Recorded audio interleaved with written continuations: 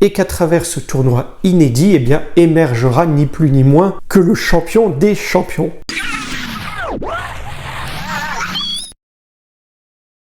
Les amis, vous avez sans doute entendu parler ces derniers temps, ces dernières semaines, de la prochaine compétition qui va avoir lieu en été. Eh bien non, ce n'est pas une fake news. Vous allez bien avoir droit à revoir certaines grandes stars retraitées à nouveau sur les terrains, puisqu'en plus de l'Euro 2024, en plus de la Copa América, eh bien il y aura une Coupe du Monde.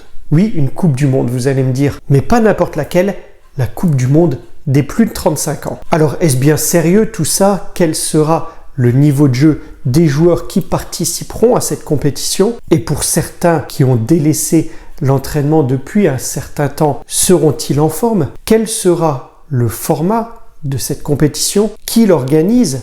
Qui pourrait-on voir comme joueur? Bref, vous vous posez certainement un bon nombre de questions. Eh bien, ça tombe bien puisque je suis ici pour y répondre, uniquement bien sûr si vous mettez un pouce bleu sous la vidéo et vous pouvez même, par l'occasion, vous abonner.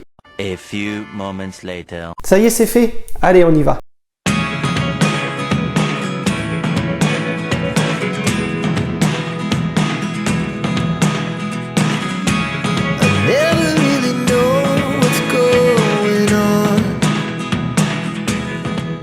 Bonjour les amis et bienvenue dans cette nouvelle vidéo où je vais tenter de tout vous expliquer concernant donc cette prochaine Coupe du Monde des plus de 35 ans. En tous les cas, vous partagez les informations que nous avons à date.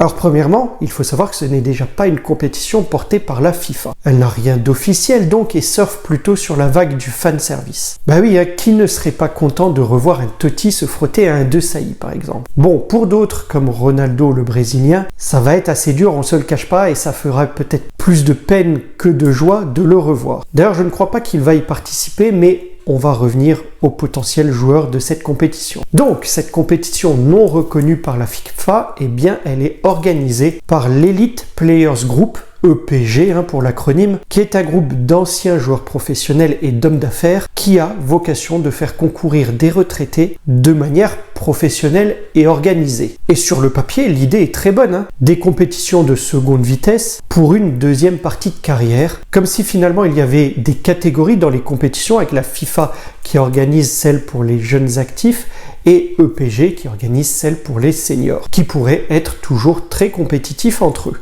Eh bien, des représentants des 8 pays champions du monde ont donc contribué à la création de ce groupe où des joueurs d'élite poursuivent leur carrière et leur première idée est donc cette Coupe du Monde. Alors, leur dicton affiché est même ronflant puisqu'ils indiquent qu'il y a eu 22 Coupes du Monde, 8 champions différents et qu'à travers ce tournoi inédit, eh bien, émergera ni plus ni moins que le champion des champions. Bon, l'idée est bonne, je le disais, mais faut pas abuser non plus. Alors, qui sera de la partie? Eh bien, je l'ai dit, 8 champions du monde, donc le Brésil, l'Allemagne, l'Italie, la France, l'Angleterre, l'Uruguay, l'Espagne et l'Argentine. Et là, les amis, il va falloir remplir les équipes avec des joueurs qui tiennent la route. Pour le moment, certains noms ont fuité. On annonce des joueurs comme Cambiasso, Karambeu, Emerson, Kurani, l'allemand, Materazzi qui s'est décidé comme ça sur un coup de tête, petit clin d'œil, Michel Salgado, Lugano et peut-être Owen, Cannavaro, Kaka, Ronaldinho, voire Rivaldo, Henry, Cafu, Ferdinand, Lampard, Roberto Carlos, De Sailly, Ozil, Totti, Forlan. Oui, vous voyez, il y a quand même pas mal de noms, pas mal de célébrités, d'anciens joueurs qui sont intéressés. Maintenant, il faudra voir lesquels confirmeront leur participation. Et évidemment, il faudra aller en chercher d'autres pour que les équipes soient constituées dans leur ensemble. Alors, cette compétition devrait se dérouler entre la finale de la Ligue des Champions et le début de l'Euro 2024, c'est-à-dire entre le 1er et le 14 juin approximativement.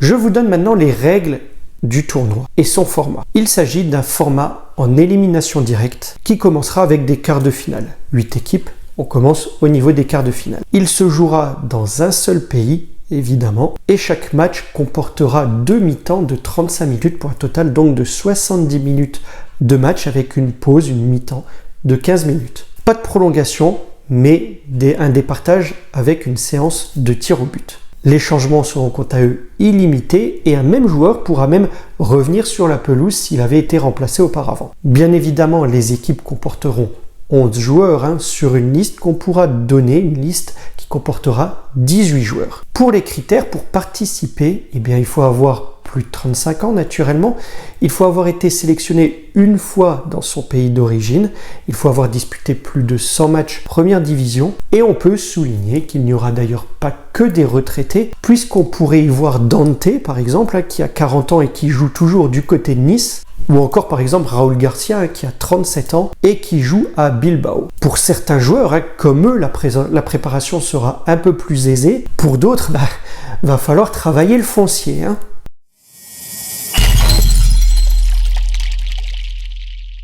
Alors, quoi penser de cet élan de nostalgie? Eh bien justement, on pourra apprécier ce tournoi avec l'angle de la nostalgie sans vouloir être trop exigeant sur le rythme et la qualité, mais tout simplement avec le plaisir de revoir d'anciennes stars. Certains d'ailleurs ne voudront certainement pas s'exposer, et je citais par exemple Ronaldo, le Brésilien, en qui je ne crois pas du tout pour ce tournoi, mais il y en aura sans doute d'autres. Bon, de là à faire de l'ombre à l'Euro par exemple, ça ne risque pas. Et de toute façon, ce n'est pas l'ambition affichée par EPG. Vous voyez, c'est plutôt un tournoi de foot saucisse merguez de l'été qui rassemble des bons potes en souhaitant professionnaliser un peu tout ça. Alors il faudra le voir comme ça. Un moment de nostalgie et de plaisir sans exigence, sans stress et sans pression. Peut-être, me direz-vous, ce que le foot pro devrait être parfois. L'amusement et le plaisir au centre du jeu. Mais là, on le sait tous que c'est de l'utopie, avec des intérêts non alignés, quand des sponsors, des télés et l'argent sont de la partie. Pour ma part, je regarderai ça d'un air amusé, par curiosité, et si je peux, en fonction de mon temps libre et de la chaîne sur laquelle sera diffusée cette compétition. Parce que ça, on n'en sait rien encore, on n'en a pas entendu parler. Et vous les amis, est-ce que vous suivrez cette compétition? Qu'en pensez-vous? Êtes-vous curieux de tout ça ou alors ça vous passe au-dessus de la tête? Exprimez-vous en commentaire pour me donner votre avis. Quant à moi, je vous laisse là pour aujourd'hui. Likez, partagez, commentez, mais surtout appréciez. Et je vous dis à très vite pour une prochaine vidéo. Prenez soin de vous les amis. Au revoir.